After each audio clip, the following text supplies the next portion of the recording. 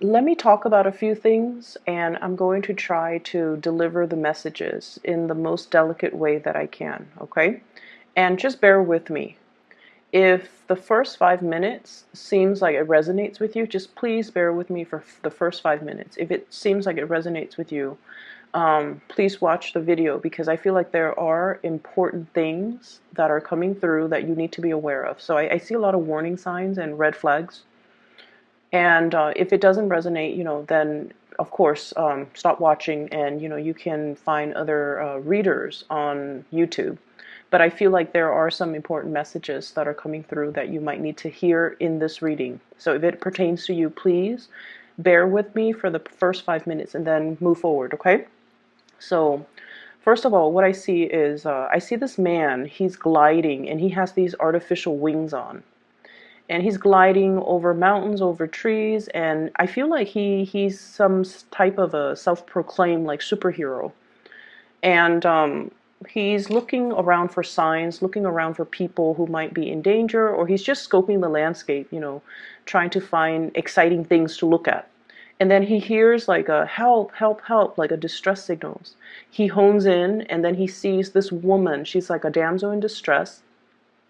She's stuck in this tiny little crevice on the side of the mountain. There's probably like probably 2 feet, 2 feet of space. So she's stuck there on this crevice, and there's only 2 feet of space. And it's the side of the mountain. She doesn't know how to get down. She doesn't know, there's no way for her to climb back up to the cliff. There's no way for her to climb down, because it's a really, really far drop, okay? And then he sees her. He's all like, okay, I'm going to go save you. Hang in there. He lands on the crevice, 2 feet crevice. And then he goes, okay, I'm here, I'm gonna save you. And then he tries to, get her away. And then he realizes, I have these artificial wings. I need a little bit of a running start before I can take off and soar. But the crevice is only 2 feet wide. It doesn't give him enough room to run, to gain momentum, and to get traction in order for him to, especially, glide, okay? And so we're in a little bit of a quandary here. So the scene kind of cuts out. So what I'm feeling happening here, and the later part of February, you're definitely in a very, very generous, self-giving type of a mood, okay? We have here the Six of Pentacles. This is a card about generosity, wanting to help people, wanting to assist people, wanting to dish out advice, wanting to give financial assistance to others who might be in a less fortunate situation.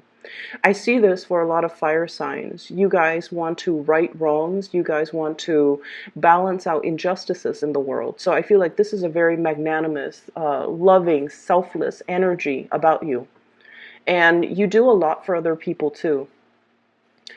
And I feel like, going back to that image, it seems as if you're giving into a situation, or you're trying to help somebody, but the Magician in the reverse, you might not exactly know how to go about it the right way, or they're only giving you a piece of the story and they're not giving you the complete picture. Okay, so there are two things at work here. The first thing is that, yes, you want to communicate and you want to be physically available to offer assistance in a situation. But in the process of offering assistance, in the process of giving that helping hand, like physically jumping in and helping somebody, you need to assess your surrounding, you need to assess your environment, and you need to make sure there is an exit strategy.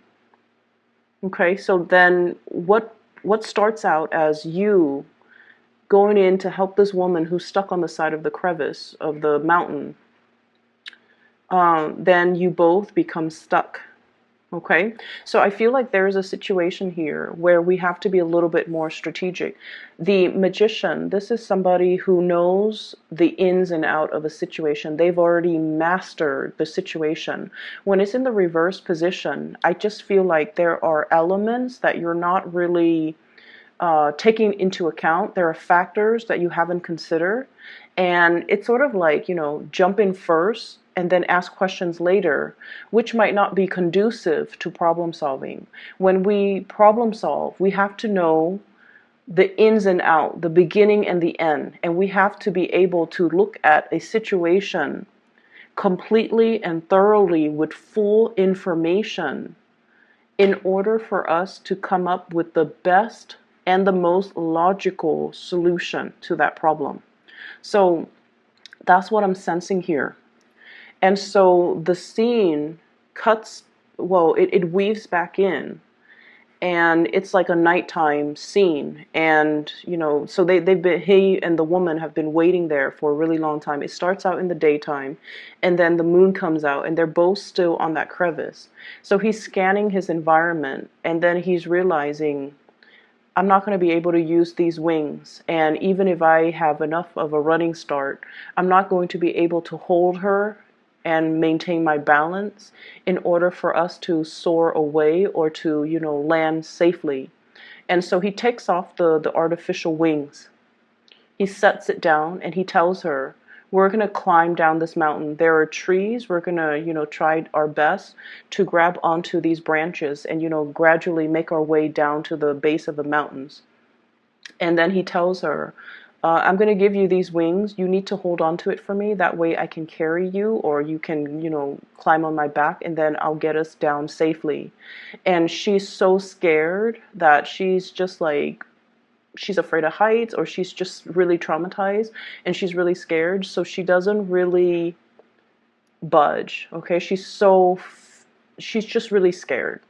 And so he's getting frustrated trying to tell her, like, you need to help me. You can climb on my back, and then, I'll get you down safely. Trust me, trust me, trust me. And then finally she doesn't feel like she has a choice.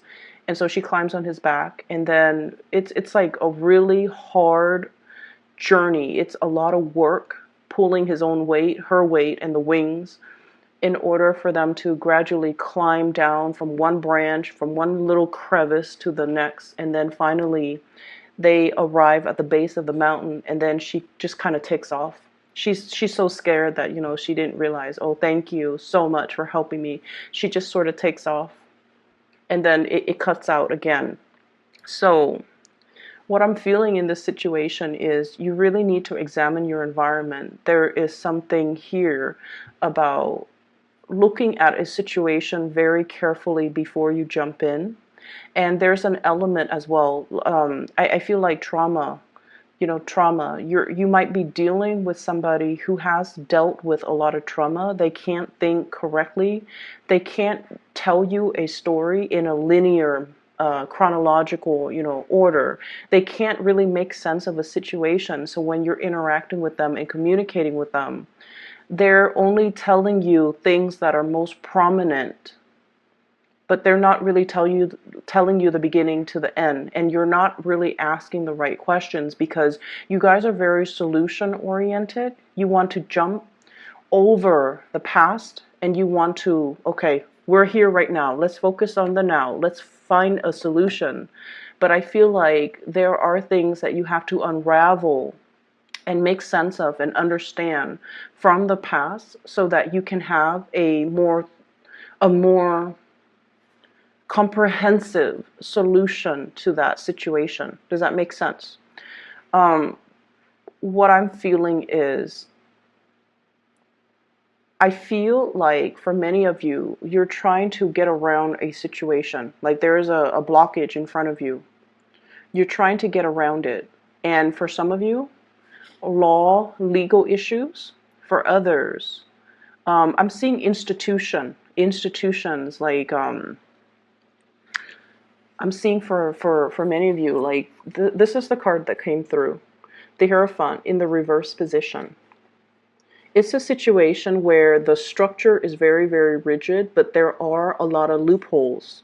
There are a lot of strategic maneuvering that you need to make in order for you to get around the situation. So if you were to kind of like attack it head on, you're not going to be able to gain traction. However, if you were to go back and look at the laws, look at the rules, look at the regulations, look at how things have been done in the past, look and study up, okay? He's reading a book here, so I feel like studying up, researching, being able to figure out logically how one thing connects to the other so that you can have full information before you can take on this task. So I feel like on the one hand, you want to help another person, you want to help a situation, you want to make a situation better. But in the process of getting involved, you find yourself very like pulled in, and you find yourself possibly emotionally swayed by another person, by their sob story, by the things that they're telling you, and I feel like you're only hearing things from their perspective. And yes, you're very generous and you want to help, but this situation can land you in hot water, so you need to be very, very, very careful about other people's intentions, what they're telling you, and whether or not they're telling you information that is important, or they're telling you information that is very subjective because not because they're manipulative. I don't sense that. But because they could be dealing with trauma, and they could be giving you information that they think is important, but that doesn't really add to the fact finding that's necessary to arrive at a good solution. Does that make sense? Um, I'm going to give you an example because I have some things that are coming out. Okay? So I feel like somebody is telling you the law says this, but I want you to do this. And there's some deviousness or there's some evasion of the law. Okay? Either for financial gains or either to gain something. And in your mind, there are some red flags that are going off like, no, this is wrong because it's against the law. But I also feel like they're coming up with a very persuasive argument.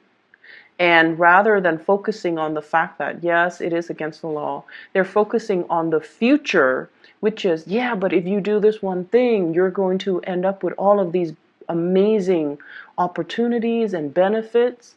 And they hype up the story and you feel very drawn to it because so the bottom line is we're focusing on the future.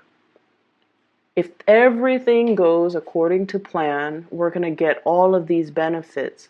However, what if things don't go according to plan?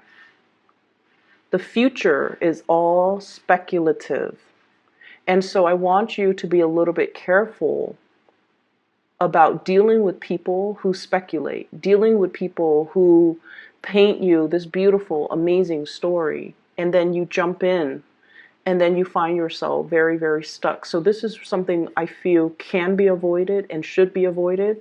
So if you're still watching this, I hope that you take that into account. If you're dealing with people who are painting this rosy picture, and especially if they're not able to give you the whole story, or if they're not able to give you, step-by-step instructions on how to do something, but they only focus on the benefits, they only focus on conjecturing or even speculating, this is what's going to happen, this is what we're going to get. So please be careful about that, okay, Aries? So going back to the message, the image that I saw, okay, and this woman, she's distressed. I feel like he spent the whole day, okay, he was stuck there, he found himself stuck, and then nightfall comes, and then he was very much focused on the solution. And I feel like the important question that is relevant, but that was not asked, was, hey lady, how'd you get on this side of the mountain? Did someone drop you here? Did someone retaliate? Did you do something bad? How did you find yourself on this tiny little crevice in the middle of nowhere on this mountain? I feel like that was a question that needed to be asked. How did you get yourself in this situation? Okay, and then the fact is that he helped her. He pulled her weight, he pulled his own weight, he helped her down the side of the mountain, and then she just takes off without a thank you, without, that gratitude, without and she might have taken his wings too. I believe she was holding on to his wings. And so he finds himself, at the base of the mountain, and he's like, okay, what's going to happen to him? So I feel like you kind of need to really think about yourself a little bit more and think about, like, what's going to happen to me at the end of this? What if things don't go according to plan? What if I have to make a detour? Is there a plan B?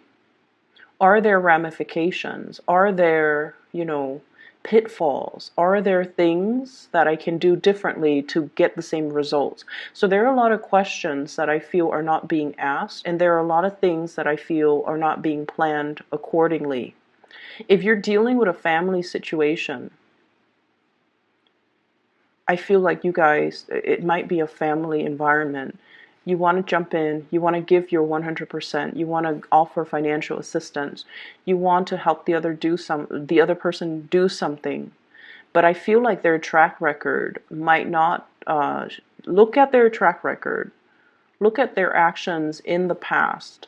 Don't look at the things that they're hoping to achieve. Look at what their track record says about their ability to follow through, their ability to be truthful and honest, and to, implement plans, and to be self-sufficient, and to do things on their own. Because I feel like some of you might be giving financial assistance to a person because they're like, oh, I've got this great business idea. I need, X amount of money. Can you loan me that money?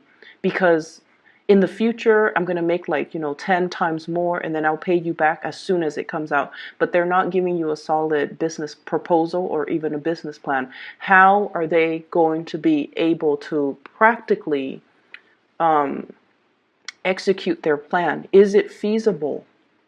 So really look at their track record. I don't see there's anything bad. I feel like the person, their heart's in the right place. But I feel almost like they might not have been completely reliable in the past. Okay, so that's just something I want you to focus on. Okay, on the other hand, there is another person that I'm seeing over here. I have here the Princess of Wands. Princess of Wands is in the reverse position. And I'm not seeing this as a specific sign, like a fire sign, or even we have here the King of Cups, a water sign. What I'm seeing is, I saw this image that popped out, and it's like a cartoon animal, a cartoon creature. It's pink. It looks like a teddy bear, or even like a cartoon, like a Japanese anime cartoon, even like a Pokemon. But either way, it looks like a pet, like a really cute animal. It's pink, it has like whiskers, it has ears, it has a fluffy tail, and it's really cute to look at. So it's in a home environment. And what I feel is it stays home. You have to feed it, you have to give it water. It potentially eats your food, and it could, pee or poop on the rug, and then you have to clean it up.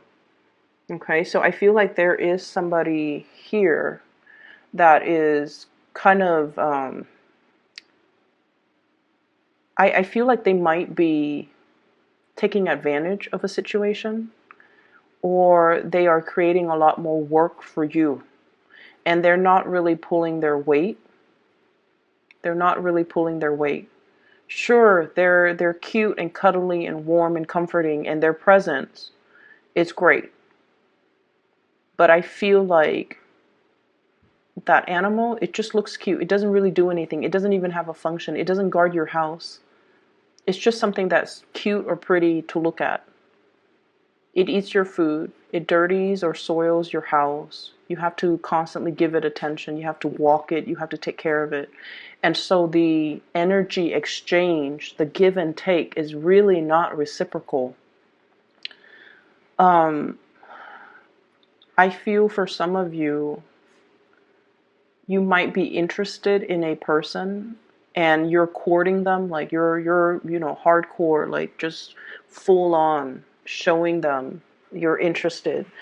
You might be whining and dining the other person. I usually think of this as, the romantic person, the Casanova, the one that wines and dines others. Um, you're showing somebody that you're really interested in them. You're very attracted to them as well. And I almost feel like they're aware of it and they're kind of either milking it, or they have this sense of entitlement about them. Since you like me so much, why don't you take care of me? And I want you to be very, very careful about that, because I feel like for many of you, you don't mind. Because that generosity card came out first, you don't mind. But I feel like it's just the law of karma. Things have to be reciprocal.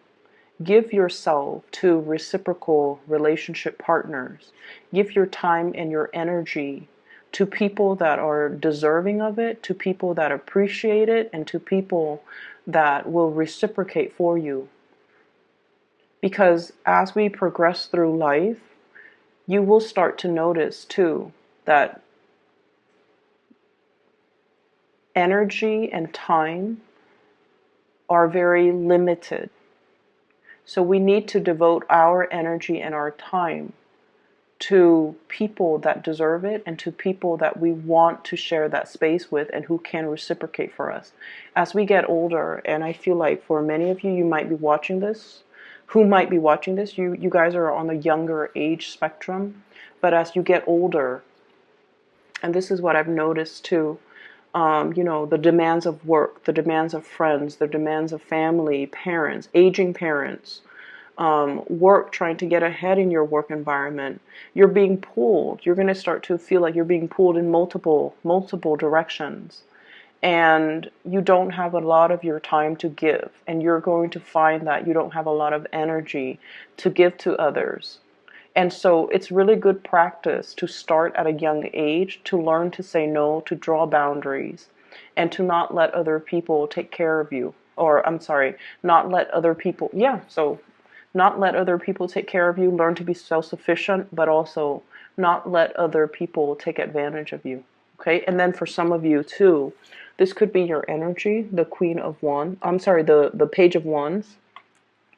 And there's somebody who's very, very, very much interested in you.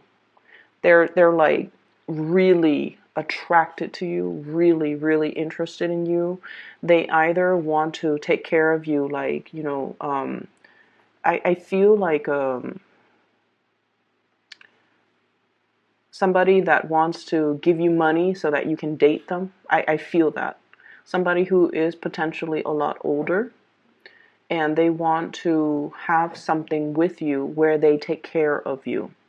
And it's like, yes, it's all great and good, but we have to learn to be self-sufficient, and we have to learn that relationships need to always be reciprocal. I feel for some of you, you might have gotten out of a relationship that was quite tumultuous, okay? Like a breakup of a situation where you might have been married and you're separated. You might have been married and you're divorced, or you might have lived with somebody that you had a very significant relationship with, and you've given a lot of yourself, and the other person just, there wasn't that sense of reciprocity, and you're a little bit jaded, and you're meeting somebody new who adores you, absolutely adores you. We have a potential water sign, Pisces, Cancer, Scorpio. And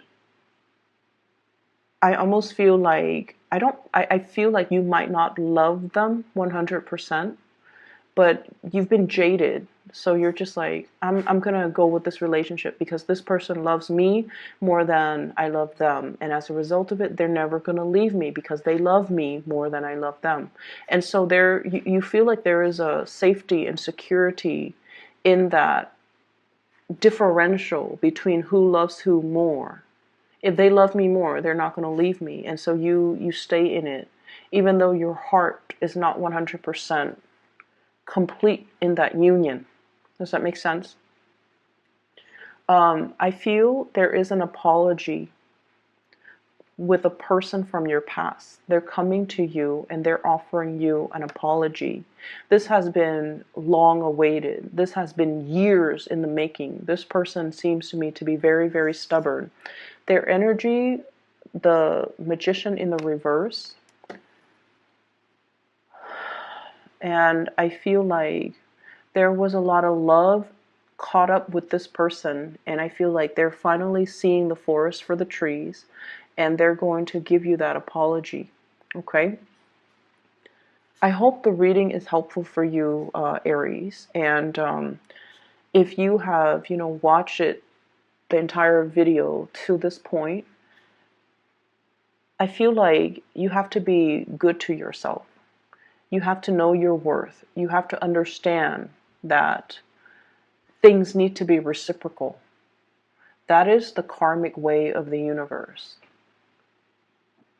That is what we're supposed to do. It's our obligation to one another.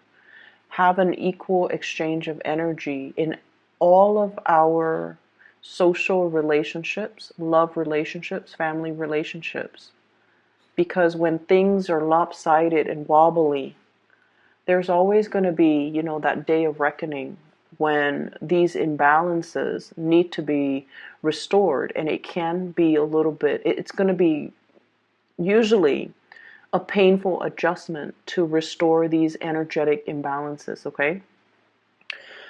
Your day of reckoning here is coming because we have here the Judgment card, communication, contact, and we have this situation here. This is the Knight of Pentacles, and I feel like somebody is coming in because they want to offer an apology. And I feel like you've had a really long but also painful history with this person, Three of Swords. And they are aware of their actions in the past. And I feel like, with every type of an interaction, it requires, like, it takes two to tango, right? They're aware that they made some mistakes. They're aware of their actions. They're aware of how the things they did and the things they say affected you. And so I feel like you have a long-awaited apology that's coming through. I hope this reading is helpful. Once again, final announcement, I promise. If you are still emailing me regarding private readings, I'm no longer doing private readings. I do have a colleague. Her name is Bridget, and she is a phenomenal psychic. I've consulted her over the years. She has been incredibly accurate. I've recommended her to everyone that I know, and so I highly recommend her. I've included her information in the description box below, so if you'd like to reach out to her, please do so. Okay, take care of yourself, and I'll see you guys next month.